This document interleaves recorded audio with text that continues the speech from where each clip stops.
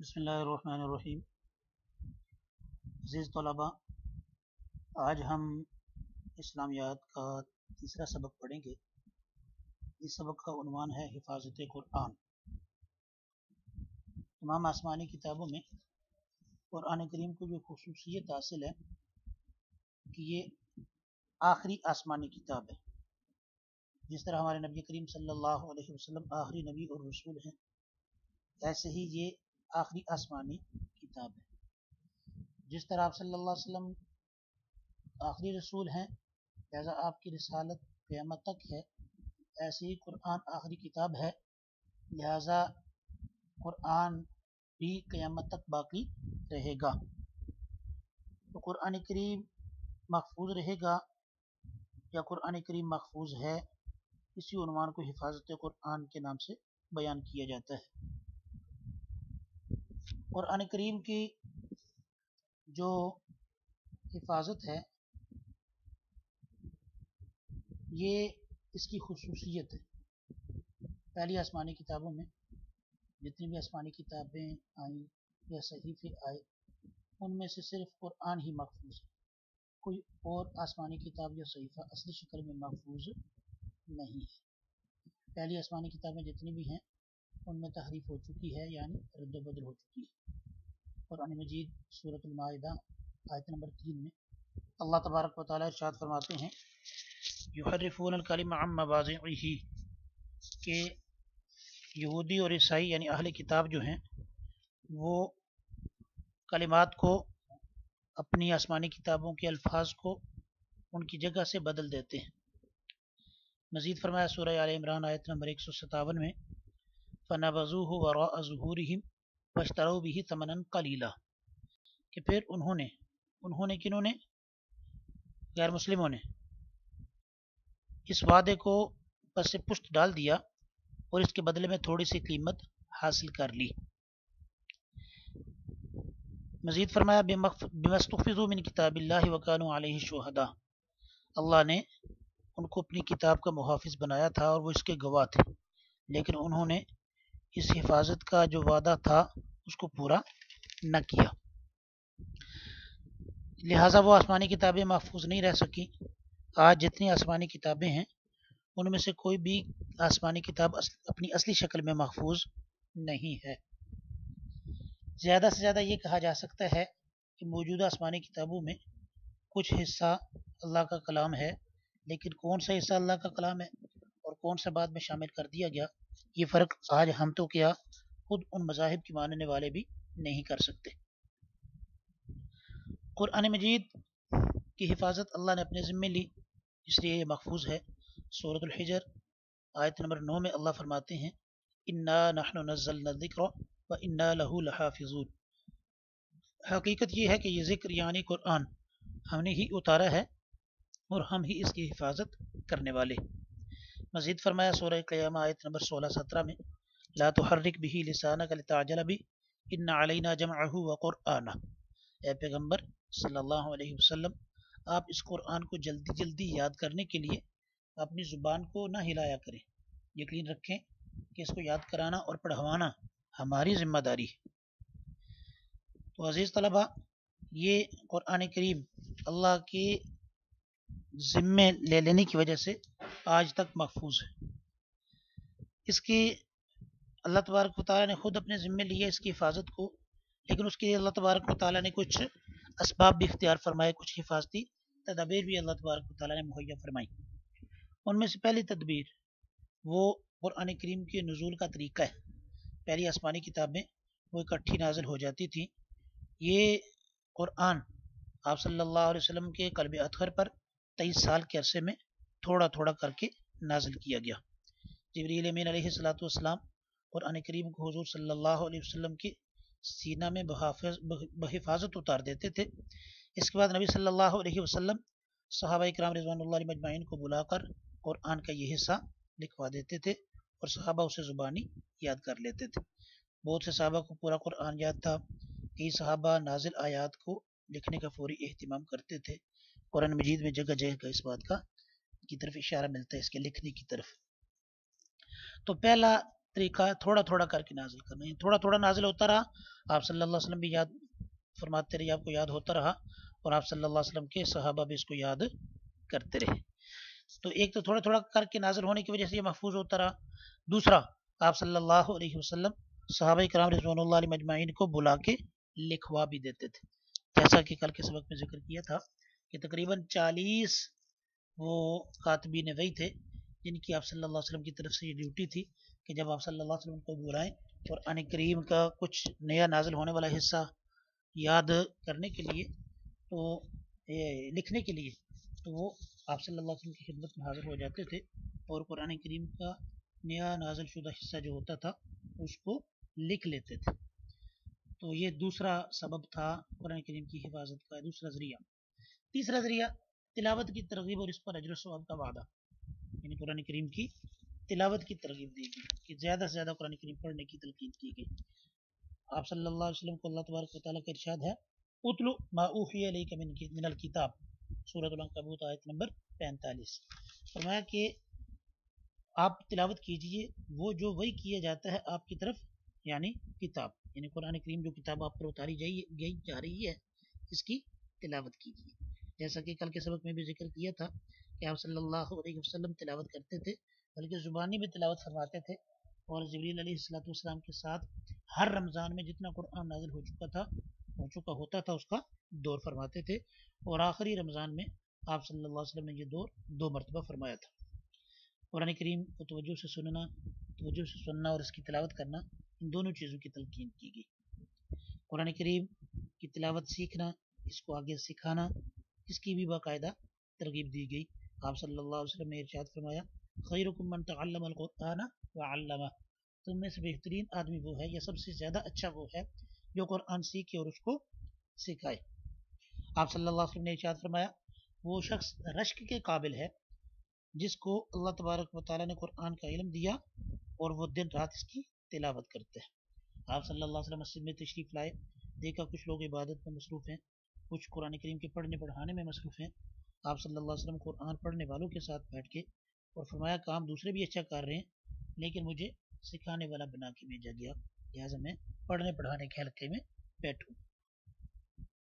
اور آپ صلی اللہ علیہ وسلم نے ارشاد فرمایا کہ قرآن کریم کے ایک حرف پڑھنے سے 10 نیکیاں ملتی ہیں.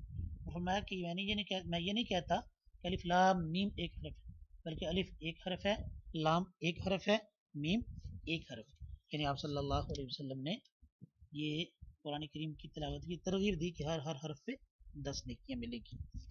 تو یہ قرآن کریم کی تلاوت کی ترغیب اور اس پر اجر و ثواب کا جو وعدہ ہے, یہ سمجھ لیں کہ یہ تھا آپ صلی اللہ علیہ وسلم کی طرف سے صحابہ کرام رضوان اللہ علیہ مجمعین کو یہ ترغیب دینا تلاوت کی, اس پر اجر و ثواب کا وعدہ فرمانا, یہ بھی قرآن کریم کی حفاظت کا ایک انتظام تھا. اس کے علاوہ آپ صلی اللہ علیہ وسلم اور آپ کے صحابہ کا قرآن کریم کو حفظ کرنا, جو قرآن نازل ہوتا تھا آپ صلی اللہ علیہ وسلم کو تو یاد ہو جاتا تھا, اور آپ صلی اللہ علیہ وسلم کے صحابہ بھی آپ سے سن کر زبانی یاد کر لیا کرتے تھے. ویسے بھی ان حضرات کے حافظے کمال درجے کے تھے, مضبوط حافظے تھے, اور پھر وہ بڑی محنت بھی کرتے اور بڑی آسانی سے خوب اچھی طرح پختہ یاد کر لیتے تھے. قرآن کریم کا آپ صلی اللہ علیہ وسلم کا اور آپ کے صحابہ کا قرآن کریم کو حفظ کرنا, یہ بھی قرآن کریم کی حفاظت کا ایک انتظام تھا. بلکہ قرآن مجید کی حفاظت کے جو بڑے بڑے انتظامات ہیں ان میں سے بھی سب سے بڑا انتظام قرآن کریم کا حفظ کرنا ہے, یعنی اللہ نے اس کو حفظ کے لیے آسان فرمایا. وَلَقَدْ يَسَّرْنَا الْقُرْآنَ لِلذِّكْرِ فَهَلْ مِن مُدَّكِرٍ ہے, ہم نے قرآن کو یاد کرنے کے لیے آسان کر دیا. ایک ترجمہ یوں ہوگا, اگر ذکر سے مراد نصیحت لی جائے اس کا مطلب یہ ہوگا کہ ہم نے قرآن کو نصیحت حاصل کرنے کے لیے آسان بنا دیا, ہے کوئی اس سے نصیحت حاصل کرنے والا. اور ایک دوسرا ترجمہ ذکر کو معنی یاد لیا جائے, وَلَقَدْ يَسَّرْنَا الْقُرْآنَ لِلذِّكْرِ, ہم نے قرآن کو یاد کے لیے آسان بنا دیا, ہے کوئی اس کو یاد کرنے والا. تو حفظ کی ترغیب دی گئی اور فرمایا گیا جو قرآن کریم حفظ کرے گا اللہ تبارک و تعالیٰ کی طرف سے قیامت کے دن اس کو حکم ہوگا, اقرا پڑھ ورتقی اور چڑھ, یعنی جنت کے درجوں پہ چڑھ, ورتل کما کنت ترتل فی الدنیا, اور ایسے ٹھہر ٹھہر کے پڑھ جیسے تو دنیا میں ٹھہر ٹھہر کے پڑھا کرتا تھا. فإن منزلتک عند آخر آیۃ تقرأها, بے شک تیرا درجہ مرتبہ وہی ہوگا جنت کے اندر جہاں تو آخری آیت کی تلاوت کرتے کرتے پہنچے گا. تو یہ اس کے علاوہ حفظ قرآن کرنے کے بعد پھر قرآن کریم کو بھول جانا اس پر وعید فرمائی گئی، یعنی حفظ بھی کرو اور حفظ کر کے پھر اس کو یاد بھی رکھو، دہراتے رہو تاکہ وہ یاد رہے۔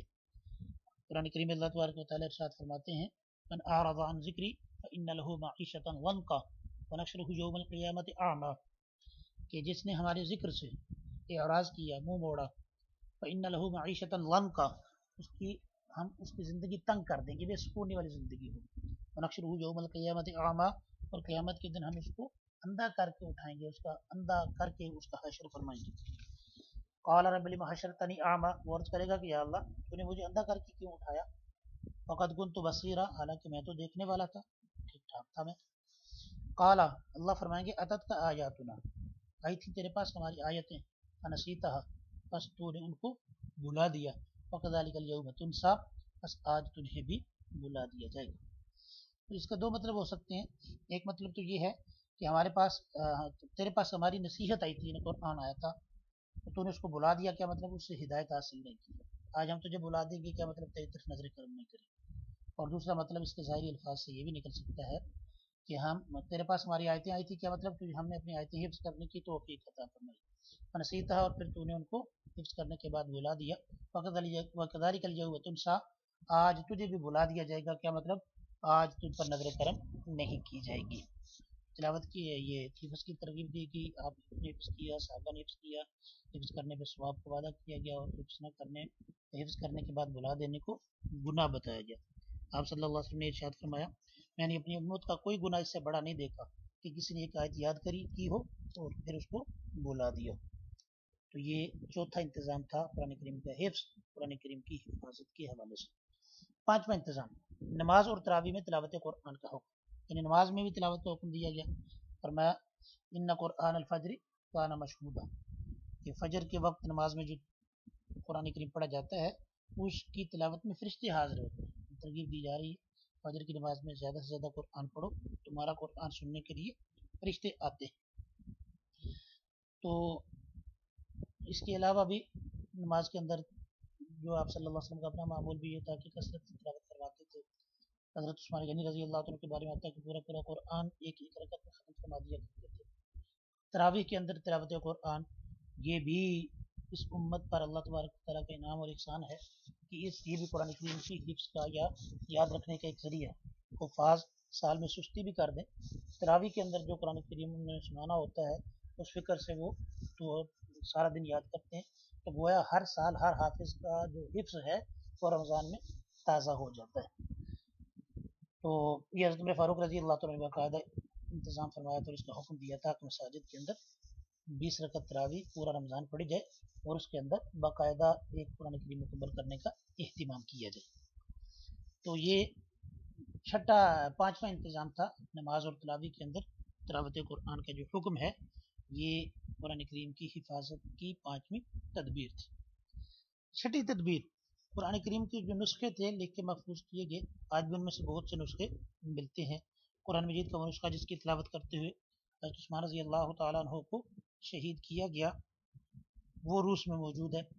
وہ نسخہ امیر تیمور کے زمانے میں ابوبکر شاشی کی جانب سے حضرت شیخ عبداللہ کے مرکز پر رکھا گیا، جہاں سے وہ روسیوں کے ہاتھ آیا۔ روایات میں منقول ہے کہ قرآن مجید کی ایک نقل حضرت علی رضی اللہ تعالیٰ عنہ اور حضرت ابو حذیفہ رضی اللہ تعالیٰ عنہ کے آزاد کردہ غلام سالم نے بھی تیار کی تھی۔ بیان کیا جاتا ہے کہ قرآن مجید کی چند اوراق حضرت علی رضی اللہ تعالیٰ عنہ کی تحریر کردہ لاہور کی شاہی مسجد میں بھی موجود ہے۔ 1930 ماہ نومبر میں ایران کے محکمہ آثار قدیمہ کو حضرت عثمان رضی اللہ عنہ کے ہاتھ کا لکھا ہوا ایک نسخہ کردستان کی ایک مسجد میں سے ملا تھا۔ قرآن مجید کا ایک نسخہ حضرت امام حسن رضی اللہ تعالی عنہ نے اپنے دست مبارک سے لکھا تھا، وہ ہرن کی کھال پر لکھا ہوا تھا۔ حضرت امام حسین رضی اللہ تعالی عنہ کے لکھے ہوئے قرآن مجید کے چند اوراق جو خط کوفی میں لکھے گئے تھے، یہ بھی قرآن کریم کے قدیم نسخوں میں شمار ہوتے ہیں۔ امیر تیمور کو با یزید یلدرم کے کتب خانے سے کچھ اوراق ملے تھے جو تیموری بادشاہوں کی حفاظت میں رہے۔ 1857 عیسوی میں یہ اوراق بہادر شاہ ظفر جو آخری تیموری بادشاہ تھا اس سے لے کر انگریزی حکومت نے برطانیہ بھجوا دیے تھے، لیکن چند اوراق جن میں ایک پر شاہ جہان کی مہر ہے وہ آج بھی دلی کے عجائب گھر کے اندر محفوظ ہیں۔ اس کے علاوہ بنو امیہ جو خاندان تھا، حضرت امیر معاویہ رضی اللہ تعالیٰ عنہ، ان کے خاندان، ان کے جو خلفاء تھے، انہوں نے بھی قرآن مجید کی اشاعت میں بڑا حصہ لیا۔ خلیفہ جو عبد الملک بن مروان تھا، اس نے اپنے زمانے میں قرآن مجید کے نسخے شمالی افریقہ میں پہنچائے، وہاں سے یہ نسخے سوڈان اور حبشہ میں پہنچے۔ جب ولید بن عبد الملک کا دور آیا تو قرآن مجید یورپ میں پہنچ چکا تھا۔ فرانس میں قرآن مجید 11ویں صدی عیسوی سے پہلے پہنچا تھا۔ 12ویں صدی عیسوی کی ابتدا میں قرآن مجید کا لاطینی ترجمہ ہو چکا تھا۔ 14ویں صدی میں قرآن کریم اٹلی پہنچا اور 15ویں صدی میں جرمنی والے اس سے واقف ہوئے۔ مشرقی یورپ میں قرآن ترکوں کے ذریعے پہنچا۔ چینی ترکستان میں قرآن 350 عیسوی میں سلطان بغرا خان کے زمانے میں پہنچا۔ بلغاریہ میں قرآن کریم 310 ہجری میں پہنچ چکا تھا، اور قرآن مجید سمیت تفسیر 4 جلدوں میں روس سے 1777 میں شائع کیا گیا، اور اس کی اشاعت کا اہتمام روس کی جو ملکہ تھی کیتھرائن دوم، اس نے کیا تھا۔ قرآن مجید کے یہ جتنے نسخے ذکر ہوئے، یہ اس حقیقت کے گواہ ہیں کہ موجودہ قرآن مجید بعینہ ہی وہی ہے، ہو بہو سیم ٹو سیم، جو زمانہ رسالت اور ابتدائی زمانے میں تھا۔ نیز یہ کتاب جو ہے اللہ تبارک و تعالیٰ کی توفیق سے زمانے کے تغیرات سے بالکل محفوظ رہی ہے، اور زمانے کے بدلنے میں اس پر کوئی اثر نہیں ڈالا، یہ نہیں بدلی جا سکتی۔ تو قرآن کریم کی حفاظت کا چھٹا انتظام وہ قرآن کریم کے وہ قدیم نسخے ہیں جو آج بھی دنیا کی مختلف جگہوں پہ محفوظ ہیں۔ قرآن مجید کا 7واں انتظام مسلمانوں کا قرآن مجید کے بارے میں ذوق و شوق۔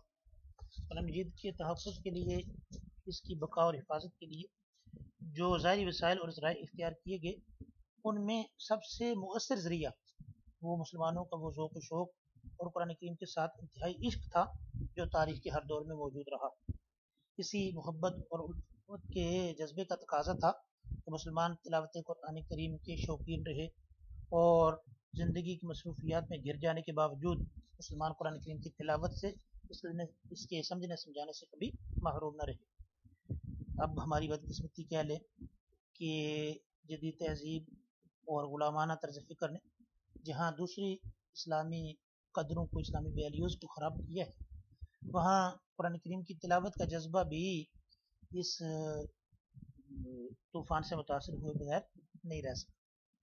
پہلے لوگ فجر کی نماز کے فوراً بعد یا فجر کی نماز سے پہلے دن کی ابتدا وہ قرآن کریم کی تلاوت سے کیا کرتے تھے۔ سب ماں باپ بچے سب صبح قرآن کریم لے کے بیٹھ جاتے تھے اور تلاوت قرآن کریم کرتے تھے۔ مسجدوں میں لوگ فجر کی نماز کے بعد وہ پہلی صف میں پوری لائن بھر جاتی تھی قرآن کریم لے کے بیٹھنے والوں کی، جو جتنی توفیق ہوتی، کوئی گھنٹہ تلاوت کرتا، کوئی آدھا گھنٹہ تلاوت کرتا، کوئی 15 منٹ تلاوت کرتا، کوئی 10 منٹ تلاوت کرتا۔ اب مشکل سے ڈھونڈنے سے ایک بندہ بھی ایسا نہیں ملتا جو صبح اپنے دن کا آغاز تلاوت قرآن مجید سے کرتا، اور کہ اللہ معاف فرمائے، اللہ معاف فرمائے۔ پہلے جب صبح اٹھتے تھے تو رات کو سوتے تھے تو آیت الکرسی کلمہ پڑھ کے سوتے تھے، جس کو یاد ہوئی وہ سونے والے دعا پڑھ لیتا تھا۔ لیکن اب سوتے سوتے وہ فیس بک، ٹویٹر، واٹس ایپ وغیرہ یہ چیزیں، یہ خرافات ان میں لگے ادھر ہی موبائل ہاتھ سے گر جاتا ہے، سو جاتی ہے۔ اور صبح اٹھنے کی صورتحال بھی یہ کہ پہلے لوگ اٹھتے تھے، اٹھتے ہی کلمہ پڑھتے تھے، سو کے اٹھنے کی دعا پڑھتے تھے، لیکن اب سو کے اٹھتے ہی فوراً موبائل آن کیا، دیکھیں کسی کا میسج تو نہیں ہے، مجھے کتنے اس پوسٹ پہ لائک ملی ہے، کیا صورتحال ہے۔ یعنی یہ موبائل نے بھی ہمارے جو سونے جاگنے کے معمولات ہیں اور ہمارے جو عبادات وغیرہ کے معمولات ہیں، ان چیزوں پہ بہت برا اثر ڈالا ہے۔ اللہ ہمیں اس بات کی سمجھ عطا فرمائے اور ہم اپنے وقت کو موبائل کی بھیڑ چڑھنے سے بچا لیں۔ بہرحال یہ اب قرآن کریم کہاں ملتا ہے؟ الماریوں کے اندر سجا کے رکھا گیا ملتا ہے، یا شاید مجھے نہیں پتا، لیکن شاید ہو سکتا ہے کہ ضرورت پڑتی ہو عدالت کے اندر جب قسم وغیرہ اٹھانے کی، حلف اٹھانے کی، تو ہو سکتا ہے قرآن کریم کے نسخہ ہاتھ میں اٹھایا جاتا ہو، یا ہو سکتا ہے وہاں پر بھی زبانی کام چلایا جاتا ہو۔ اگر ہم تلاوت کرتے بھی ہیں تو ہم کب کرتے ہیں؟ جب کوئی بندہ فوت ہونے لگتا ہے تو اس کے پاس بیٹھ کر سورہ یاسین تلاوت کرو، جس کی جان جلدی نکل جائے۔ حالانکہ قرآن کریم ایک زندہ کتاب ہے، مردوں کو بھی اس کا فائدہ ضرور ہوتا ہے، لیکن اصل میں یہ آئی زندوں کے لیے۔ اگر کوئی مسلمان قرآن مجید کو ایک زندہ کتاب سمجھیں اور اپنے انفرادی اور اجتماعی معاملات میں اس سے رہنمائی لیں، تو پھر دوبارہ یہ جو ہمارا زوال ہے یہ عروج میں بدل سکتا ہے۔ اللہ تبارک و تعالیٰ عمل کی توفیق عطا فرمائے، اور حفاظت قرآن کے جو ذرائع ہیں اللہ ان میں ہمیں بھی اپنا حصہ ڈالنے کی توفیق عطا فرمائے۔ کیسے ڈال سکتے ہیں؟ آج ہمارے لیے کون کون سے راستے کھول لیے ہیں کہ ہم قرآن کریم کی تلاوت کریں، قرآن کریم کو حفظ کریں، اپنے بچوں کو حفظ کروائیں، نماز کے اندر قرآن کریم کی تلاوت کریں، تراویح میں قرآن کریم جو حافظ ہیں وہ سنائیں، جو حافظ نہیں ہے وہ اہتمام سے پورا قرآن تراویح میں سنا کریں، اور روزانہ کی بنیاد پہ دن کی ابتدا قرآن کریم کی تلاوت کے ساتھ کیا کریں۔ اللہ عمل کی توفیق عطا فرمائے۔ السلام علیکم ورحمۃ اللہ وبرکاتہ۔